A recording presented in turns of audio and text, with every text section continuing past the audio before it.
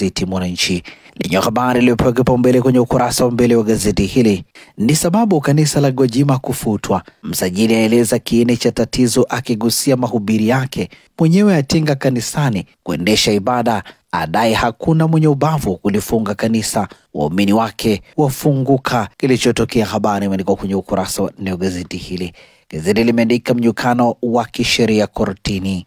Mwenyekiti wa Chama cha Demokrasia na Maendeleo Tundu Lissu akiwasalimia wafuasi na viongozi wa chama hicho baada ya kuingia ndani ya chumba cha mahakama ya hakimu mkazi Kisutu, Dar es Salaam hapo jana. Undani wa taarifa hii katika ukurasa wa 5, nukuu katika ukurasa wa mbele wa gazeti hili ni Geoffrey Mhini, hakimu mkazi mwandamizi Kisutu, ikisema baada ya kusikiliza hoja za pande zote, nimeona kuwa kuna sababu za msingi kuihairisha kesi hii ili kupisha usikilizaji wa maombi ya jamhuri. Undani wa taarifa hii katika ukurasa wa 5. Serikali yaanza kununua ARVs, bajeti ya afya yafikia trilioni 1.6 Dodoma. Wizara ya Afya imeweka wazi kuwa tayari imeanza kununua dawa za kufubaza makali ya virusi vya ukimwi ARVs, na tayari shilingi bilioni 93 zimetolewa kwa ajili ya ununuzi wa dawa hizo na bidhaa za kifua kikuu na malaria Machi hadi Juni 2025. Undani wa taarifa hii katika ukurasa wa 2. Chadema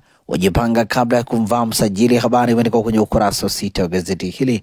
Mchechu sekta binafsi kuendesha mwendo kasi, habari katika ukurasa wa 3, na hivi ndivyo ambavyo limeandika gazeti Mwananchi Jumanne leo.